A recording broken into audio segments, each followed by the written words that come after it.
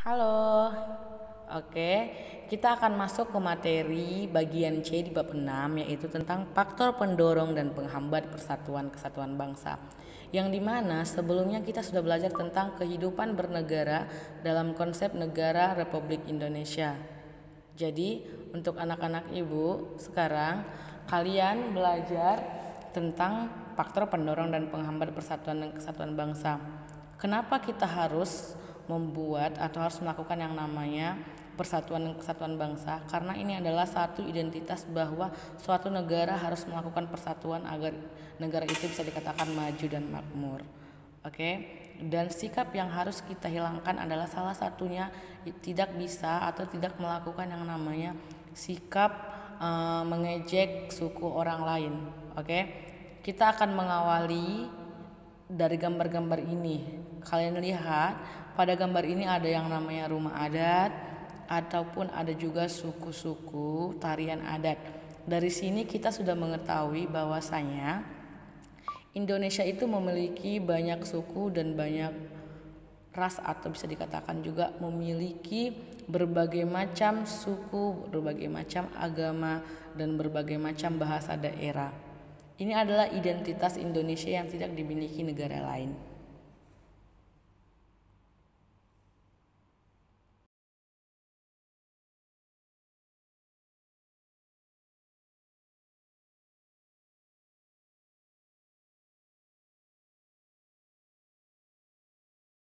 Jadi, kali ini kita akan membahas sedikit lagi atau membahas kembali tentang persatuan dan kesatuan.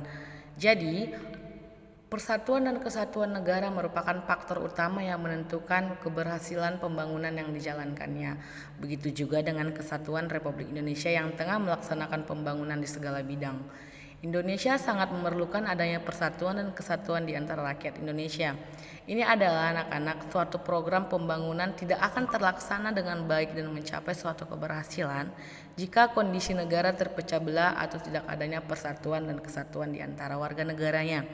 Dengan demikian, persatuan dan kesatuan negara kesatuan Republik Indonesia mempunyai peranan penting dalam menentukan keberhasilan pembangunan yang sedang dilaksanakan di negara kita.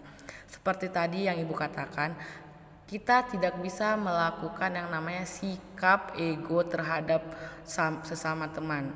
Dan di sini faktor pendorong persatuan dan kesatuan. Ada 3 faktor yang dapat memperkuat persatuan dan kesatuan dalam negara kesatuan Republik Indonesia, yaitu Sumpah Pemuda, Pancasila, dan Semboyan Bhinneka Tunggal Ika.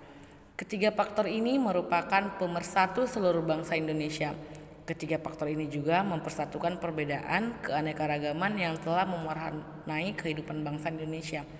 Perbedaan suku bangsa, agama, bahasa dapat dipersatukan dengan menjalankan nilai-nilai yang terdapat dalam ketiga faktor yang tadi seperti yang Ibu katakan, Sumpah Pemuda, Pancasila, dan Semboyan Bhinneka Tunggal Ika. Dengan adanya ketiga faktor ini, kita dapat memperkuat persatuan dan kesatuan negara Republik Indonesia. Kita masuk yang pertama, yaitu Sumpah Pemuda. Sumpah Pemuda menunjukkan kebulatan tekad seluruh pemuda Indonesia yang merupakan unsur utama perjuangan bangsa dalam melawan penjajahan untuk mempersatukan seluruh rakyat Indonesia dalam perjuangan meraih kemerdekaan pada saat itu. Dalam isi rumusan Sumpah Pemuda, dan sering juga pernah kita dengar ketika kita merayakan yang namanya upacara di hari Sumpah Pemuda, seringkali Sumpah Pemuda ini diucapkan. Yang pertama itu satu tanah air, satu bangsa, dan satu bahasa, yaitu Indonesia. Ikrar inilah yang dapat memperkukuh persatuan kesatuan dalam negara kesatuan Republik Indonesia.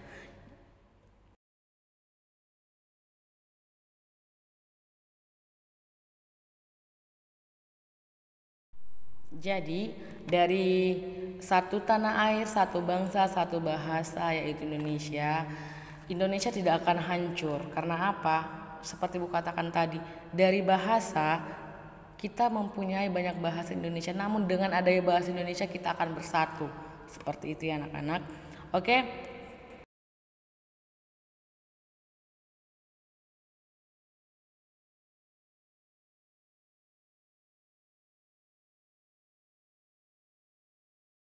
Selanjutnya kita masuk ke faktor kedua, yaitu Pancasila. Pancasila dapat memperkukuh persatuan dan kesatuan dalam negara kesatuan Republik Indonesia karena nilai-nilai Pancasila bersifat universal atau menyeluruh, yang dimana artinya nilai-nilai Pancasila tidak diciptakan hanya untuk satu suku bangsa saja dan tidak untuk bagian penganut agama tertentu saja. Akan tetapi, nilai-nilai Pancasila berlaku dan menjadi pedoman hidup rakyat Indonesia tanpa memandang perbedaan suku bangsa, agama, budaya, bahasa. Dengan demikian, dapat dikatakan bahwa Pancasila dimiliki dan digunakan oleh semua unsur bangsa Indonesia. Oke, dengan adanya Pancasila ini, di sini kan Pancasila menganut 5 nilai-nilai. Jadi kalau warga negara melakukan 5 nilai-nilai Pancasila ini, itu akan membuat persatuan dan kesatuan bangsa lahir di Indonesia. Dan yang ketiga adalah Bhinneka Tunggal Ika. Ini merupakan faktor pendorong terakhir dalam persatuan dan kesatuan bangsa Indonesia. Bhinneka Tunggal Ika artinya walaupun berbeda-beda tetapi satu jua. Inti dari semboyan Bhinneka Tunggal Ika itu anak-anak, yang dimana persatuan dalam berbagai perbedaan. Kondisi bangsa Indonesia yang diliputi oleh berbagai perbedaan dapat dipersatukan salah satunya dengan melaksanakan makna semboyan Bhinneka Tunggal Ika. Persatuan dan kesatuan bangsa Indonesia akan senantiasa terjaga jika nilai-nilai dalam semboyan Bhinneka Tunggal Ika selalu dilaksanakan oleh rakyat Indonesia dalam pergaulan sehari-hari. Oke, dengan ketiga ini, jika warga Indonesia melakukan, terjadilah yang namanya persatuan dan kesatuan bangsa Indonesia. Pertanyaannya, bagaimana pendorong atau faktor pendorong ini bisa timbul? Apa yang akan kita lakukan? Yang pertama, faktor pendorong itu semuanya bisa timbul jika ada yang pertama rasa nasionalisme, yaitu rasa cinta tanah air. Yang kedua, rasa toleransi tinggi, yang dimana contohnya kita menghormati agama lain. Yang ketiga, kesadaran dalam hidup bermasyarakat sehingga timbul keinginan dari dalam hati untuk membantu sesama atau mengikuti kegiatan sosial. Yang keempat, rela berkorban untuk kepentingan bangsa. Yang kelima, adanya rasa senasib sepenanggungan atau bisa dikatakan integrasi nasional, kan masih kalau ingat. Dan yang keenam, penggunaan bahasa Indonesia yang baik. Jadi untuk anak-anak ibu, ketika kalian berjumpa dengan teman-teman kalian, wajiblah kalian melakukan keenam sikap tadi. Oke. Kita masuk ke kebinekaan keberagaman pada masyarakat Indonesia. Kondisi ini dapat menjadi penghambat. Jadi kita akan masuk ke faktor penghambat persatuan dan kesatuan bangsa Indonesia. Kondisi keberagaman dan kebinekaan pada masyarakat Indonesia dapat menghambat persatuan dan kesatuan bangsa apabila tidak diiringi dengan sikap saling menghargai, menghormati, serta adanya toleransi yang telah menjadi karakter khas masyarakat Indonesia. Kita tadi balik kepada bagaimana untuk melakukan yang namanya pendorong persatuan dan kesatuan bangsa tadi. Kalau kalian melakukan itu, tidak akan terjadi yang namanya penghambat persatuan dan kesatuan Indonesia. Jadi jika itu bisa terkendali anak-anak, tumbuhnya perasaan kedaerahan yang berlebihan yang dapat memicu terjadinya konflik antar daerah atau antar suku bangsa. Jadi jika kalian masih merasakan bahwa kalian itu hanya memiliki satu suku dan suku yang lain kalian tidak hormati, akan timbul yang namanya konflik antar daerah atau antar suku bangsa. Mungkin kalian sudah tahu dan sering melihat di TV yang dimana banyak sikap aksi atau yang antar masyarakat yang sering melakukan kejahatan. Dan yang kedua itu adalah faktor penghambatnya geografis. Wilayah Indonesia yang terdiri dari pulau-pulau dan kepulauan memiliki karakteristik yang berbeda. Kondisi ini dapat semakin memperlemah persatuan dan kesatuan bangsa apabila ketimpangan dan ketidakmerataan pembangunan dan hasil-hasil pembangunan masih belum dapat diatasi. Yang ketiga atau yang C, munculnya gejala etnosentrisme.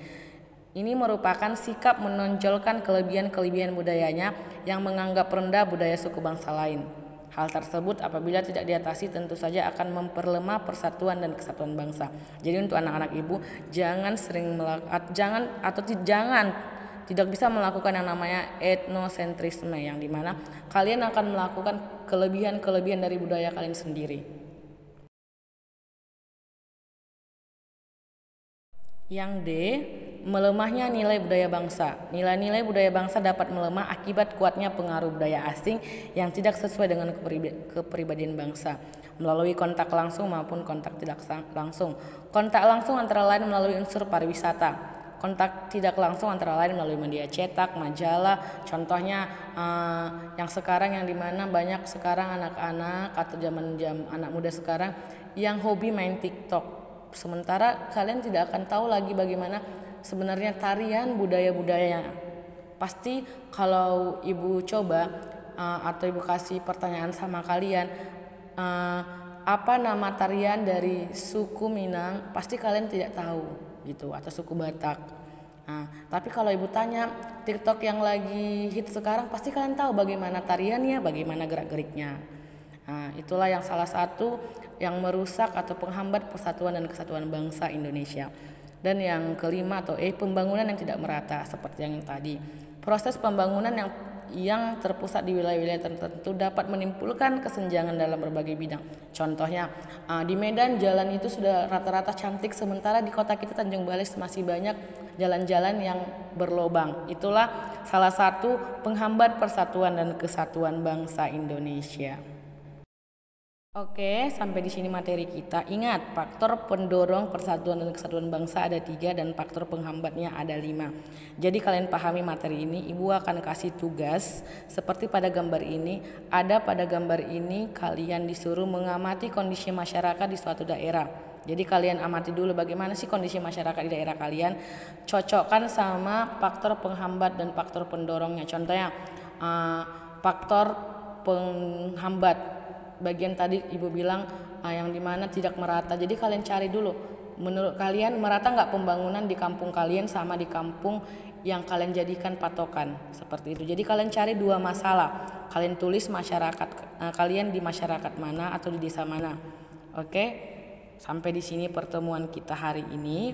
Ingat, tugas kalian kerjakan, tetap melakukan yang namanya protokol kesehatan, jaga diri baik-baik, lakukan semua aktivitas kalian ketika keluar memakai masker. Oke, terima kasih, sampai jumpa.